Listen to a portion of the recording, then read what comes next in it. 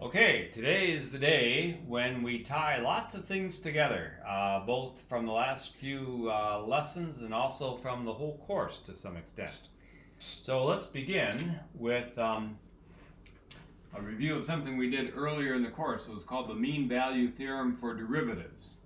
And the Mean Value Theorem for Derivatives said basically if you have some sort of a function, say like this, and you have it on an interval from a to b, and if that function is both continuous and differentiable, which means it has a tangent line at every point, it's nice and smooth, no breaks, then if you find the average slope of that function between these 2 points of the graph, that average slope is going to occur at least once in between. It looks like in this case it occurs twice, right there and right there.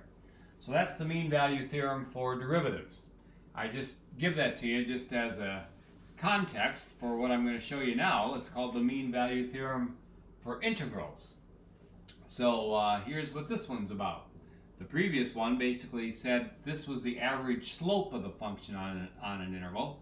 This one, well, you'll see. Okay, suppose we have a function like this. From a to b, and it's a continuous function. Okay, it doesn't have to be differentiable, it can have sharp corners, but at least it's continuous, there's no breaks in it. Then we learned from what we did last time, we'll call this the function f, and so we know from what we talked about in the last lesson that the integral of f from a to b, in fact this is called the definite integral because we have limits of integration. We're saying we're going from there to there. So I think I called it the integral, which it is, but it's even more precisely called the definite integral from a to b. That represents the area underneath this graph and above the x-axis in this case. So notice that whatever the largest value of the function is here, let's call that value m. And whatever the smallest value of the function is, let's call that small m, then the area underneath this graph has got to be between two different values. What are they? I'm going to give you a moment to think about it. Again, just because I've taught this so many times, I know what folks are likely to do. You don't want to just do a knee-jerk reaction. You always want to think geometrically. You always want to have a picture in mind when you say something involving calculus. So here, what are we saying here? We're saying that this area, the area underneath this graph, is less than or equal to what area? Well, notice that this whole region here is contained in this big rectangle. Agreed? It's contained in this big rectangle, so the area underneath the graph must be less than or equal to capital M times b minus a, which is the area of the big rectangle that contains it. And similarly, this region right here contains the smaller rectangle. Agreed? This area is obviously less than the area underneath the graph. So we have this. Agreed? So it's between those two values. So once you have that, you can then divide everything through by b minus a. I'm going to just do it in one step here. Take advantage of the fact that I have that. And now I notice that this is some number which is between the largest value of the function and the smallest value of the function. Here's the smallest value of the function right there. There's the largest value of the function right there. And this is some number which lies between the smallest value, m, and the biggest value, capital M. And so since this is a number that falls between those two, let me rewrite this just to get things better like that. Since this is a number that lies between here and here, and since this is a continuous function, I know that somewhere between here and here, there's got to be some point C, we'll call it, where f of c gives us this value. That's called remember, that's called the intermediate value theorem. The function takes on this value, it takes on this value, it's continuous. This is some value in between those two, and so somewhere there's got to be a point C where f of c is equal to this intermediate value.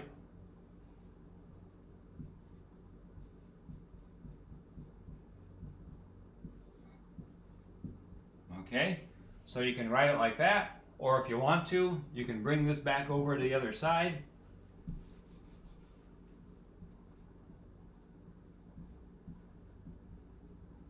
And write it like that again. Okay? Don't lose sight of what this is saying. It's saying something very simple. Okay?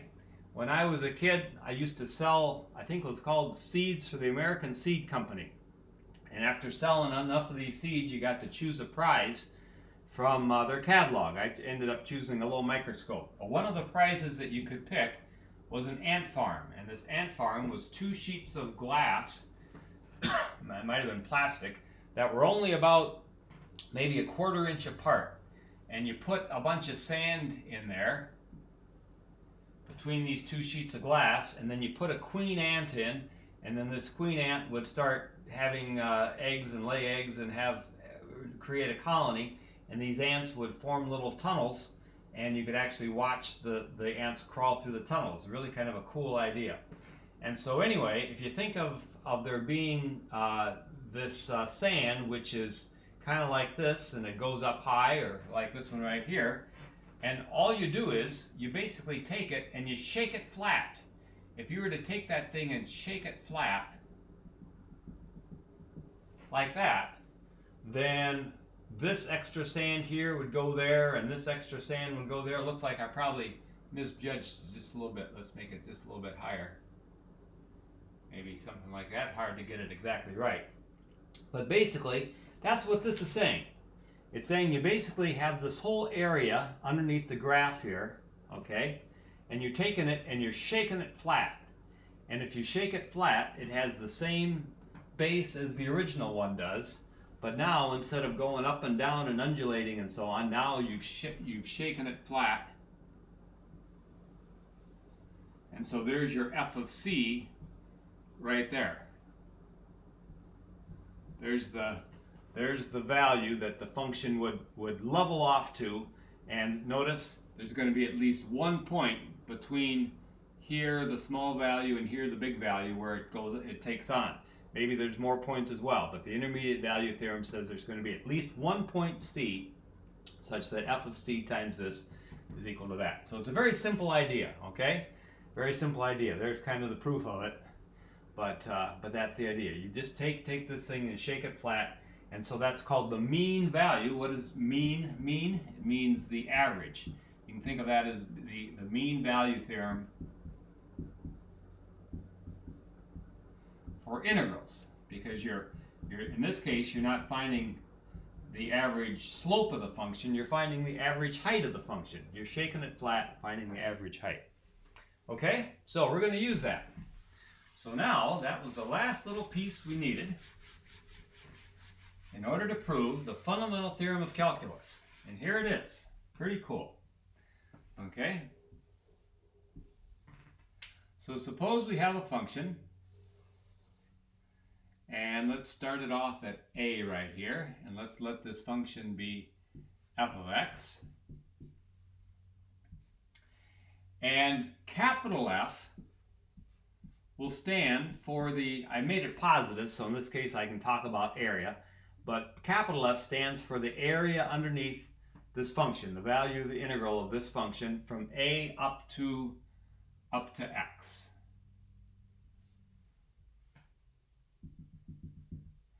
There's x right there. So capital F of x stands for the area underneath small f from a to x. Okay, are you with me?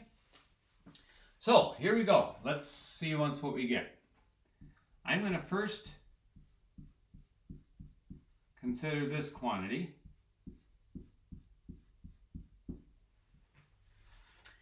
capital F of x plus h, what does that represent? That's the area from A up into the point x plus h. So here's x plus h right there. Okay, so there's f of x plus h. That's all the area from here all the way to there. Subtract f of x. F of x is everything from here to here. Okay, so again, let me just write what this stands for. This is the integral of small f from a to x. This x is important. That's telling me that I'm going from here to here. This x is a dummy variable. I could call it anything else, and in fact, just to stress the fact that I could call it whatever I want, I'm going to call it a t. The key is that the important thing is I'm adding up, I'm finding the area from here to here for f of x. For f of x plus h is from there to there. Okay, so this thing right here, according to the mean value theorem for integrals, which I just stated, is equal to what? If we were to shake this thing flat, what would we get? If we were to shake it flat, then what's going to happen? This is going to level off right here, and we're going to have some point C right there, where f of c gives us the height of that leveled off rectangle. Agreed? So this minus this stands for the area underneath the curve all the way from there to there. It stands for all this area, but now we're shaking that little region flat, and so the height of it is now f of c, and the width of it is x plus h minus x, which is just h. And so there's the area of that leveled off rectangle, which has the same area as the original area underneath the curve from there to there. And this is where c is somewhere between x and x plus h. Okay, so that's the mean value theorem for integrals. So now watch what we do. Okay, we divide both sides by h. And we get that. And then we say this is true no matter what the value of h is. H can become as small as you want. It's going to be true no matter what value you take. And so we're going to take the limit of both sides as h goes to 0. Take the limit of this side, and I'll have to squeeze it in here. Take the limit of this side as h goes to 0. Okay? What does that get us? Do you see something coming on? Well, first of all, let's do this side. C is between x and x plus h. So as h goes to 0, that squeezes in here. C is always between them. So that effectively is the same thing as saying we're taking the limit of f of c as c goes to x, because it has no choice but to get squeezed into x. And since this is a continuous function, recall what it means to be continuous? The limit of f of c as c goes to x is just the value of the function at that point right there, f of x, right there. So that's this side. And what does this side remind you of? Okay, that is, by very definition, the derivative of this function. Recall, the derivative of a function is the function evaluated at x plus h minus evaluated at x, all divided by h as h goes to 0. So what we have is that the derivative of capital F is equal to the value of small f of x.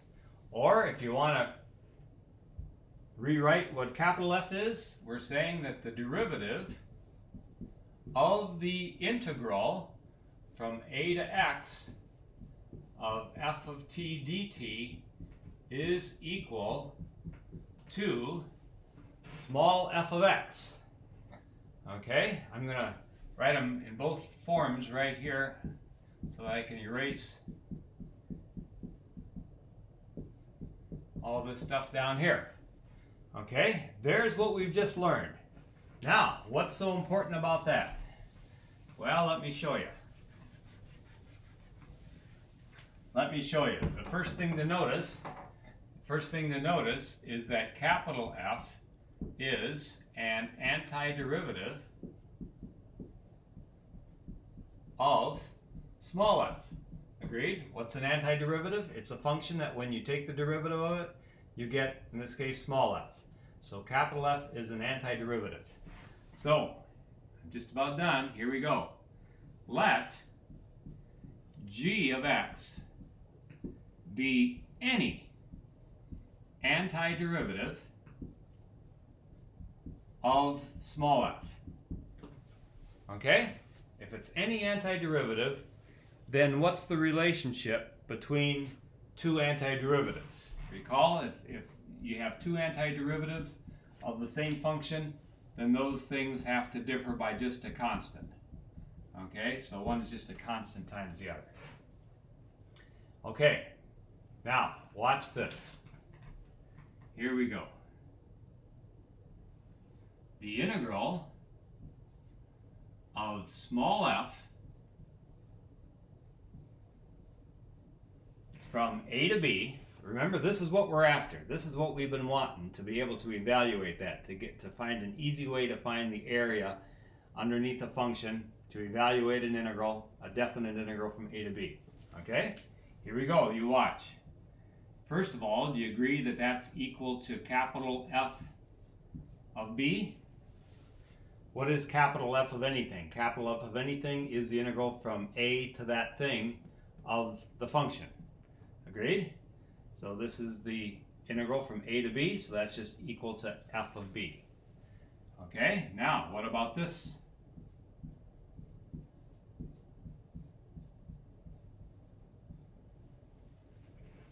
Why is this equal to this? I just subtracted something.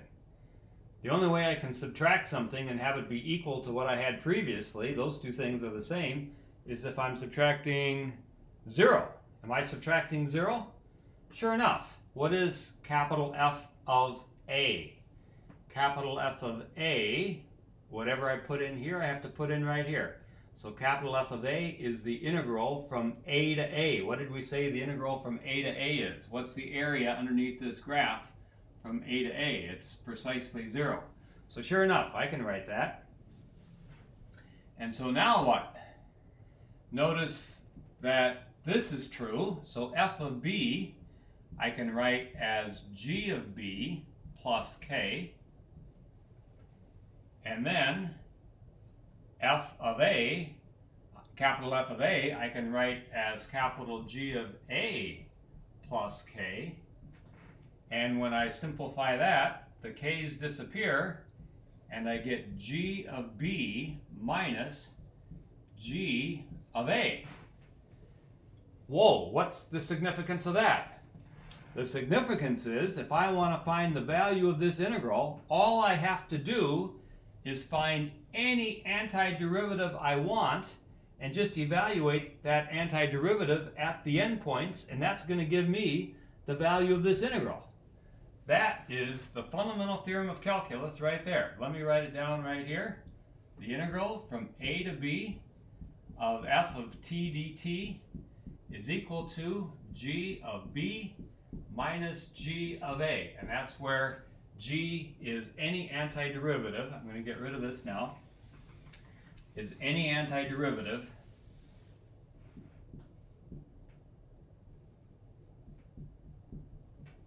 of f.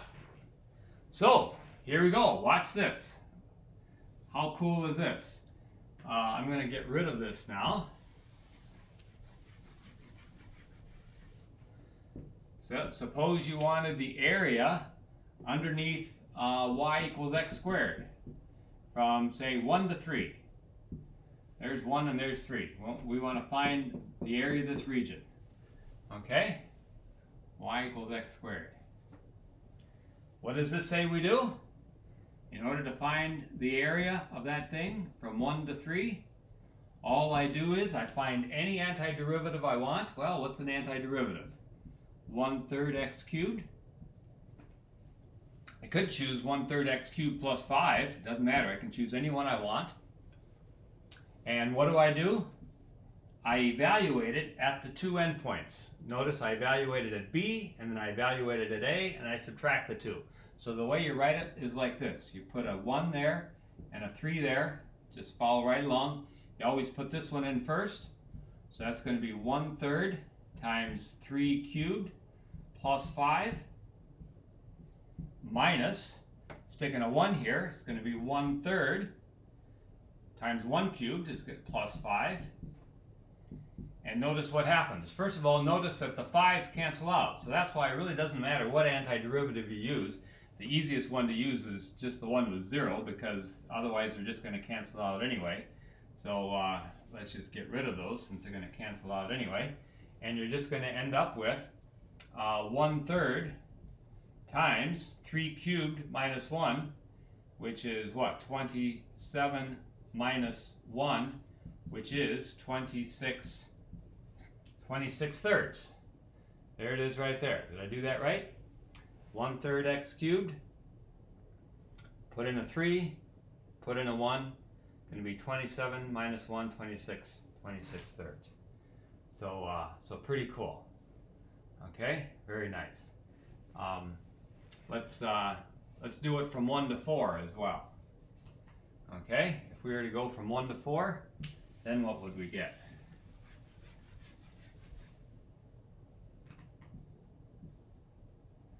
Then we would go from 1 to 4, x squared dx, 1/3 x cubed. From 1 to 4, put in a 4 here, you're going to get what? 64 thirds. Put in a 1 here, you're going to get 1/3. 64 minus 1 is 63 thirds, which is what? 21. So that one worked out kind of nice.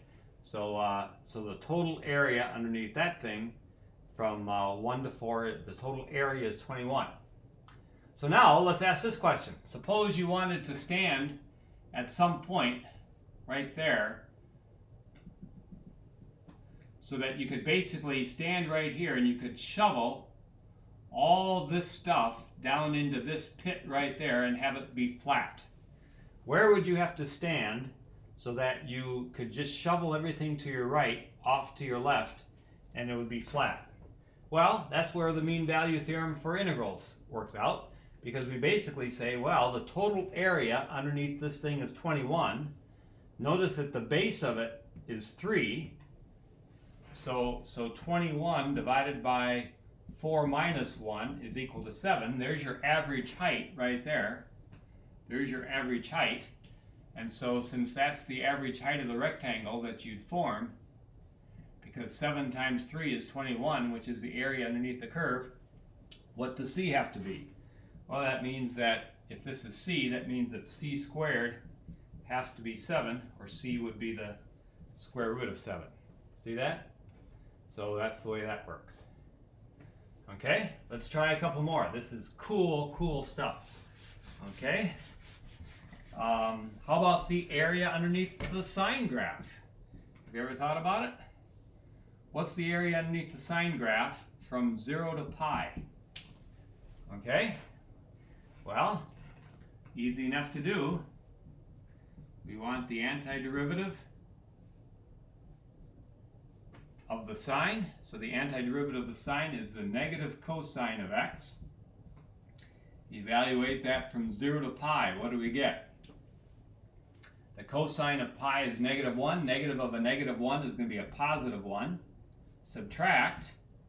The cosine of 0 is 1, and you're going to have a negative there. So subtract the -1. Lots of negatives here. So you end up with 2. So the area underneath that graph is 2. Okay? What if we were to find the integral of the cosine of x from 0 to pi? What's that going to be? Well, let's do it. Antiderivative of the cosine is the sine, right? Because the derivative of the sine is the cosine. Evaluate from 0 to pi. You get the sine of 0. You get the sine of pi minus the sine of 0. The sine of pi is 0. The sine of 0 is 0. We get 0. Whoa, how can that be? How can the integral of the cosine be 0? Well, sure, it's 0. Think about what the cosine looks like. As I say, never stop thinking about the functions. There's your cosine like that. It's completely symmetric on this interval. You got just as much positive stuff as you have negative stuff. So the integral from here to here is going to be 0. Okay? Let's try one more, my favorite problems, that kind of ties in with this. We're going to do a lot more with this in the next lesson, but let's do one more. Let's suppose that you are on a 3 pi trip. Okay, remember Gilligan's Island, a 3-hour tour? This is a 3 pi tour. Your velocity is given by 60 plus 10 sine of t, where t goes from 0 to 3 pi. Okay, so if you were to graph your velocity, it starts here at 60, it goes up to 70, back down to 60 again at pi, goes down to 50, maybe you're going up a long hill or cops are around or something like that. Here's 2 pi, and then here you are at 3 pi. Okay, so this is your velocity right here. Okay, v of t. We want to find how far have you traveled.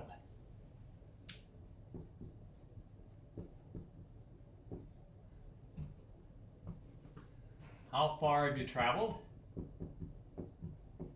Well, so we've learned now that the area underneath this thing represents the distance, right? It represents the distance. Why is that? For a couple reasons. One is if you just take the antiderivative of the velocity, you get the distance. And the other reason we had was because we just thought if you break this thing up into a whole bunch of little rectangles, and for each one of those little rectangles you find your average speed and add up all those average speeds, you're gonna get an approximation for the distance that you've traveled over that whole time interval there.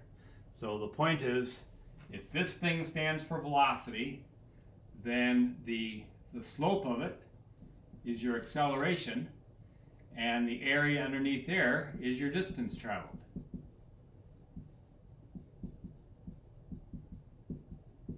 Okay? So what do? We need the antiderivative of the velocity to get the distance, and so p of t will be our position, and we're starting at point 0, so all we want is the distance traveled. So we want the antiderivative of the, okay, hold on a second. We want the area underneath this graph, and so the area underneath this graph is going to be this, from 0 to 3 pi, which is going to be 60 plus 10 sine of t, from 0 to 3 pi. So now what do I need to do? I need to get an antiderivative. Antiderivative is going to be 60t, takes care of this one. This one is going to be minus 10 cosine t, right? Because the derivative of sine is negative cosine. So, because the derivative of negative cosine is sine. The derivative of negative cosine is sine. So we got that right there. So this is the antiderivative of this, and you evaluate that from 0 to 3 pi, and what do we get? If you stick in a 3 pi here, you're going to get 180 pi minus the cosine of 3 pi is negative 1. Negative times negative is going to be plus 10. Okay, now you put in a 0. 60 times 0 is 0. The cosine of 0 is negative 1, so that's going to be a negative 10 right there. So you end up with 180 pi plus 20. So there's your total distance right there that you've traveled. Okay?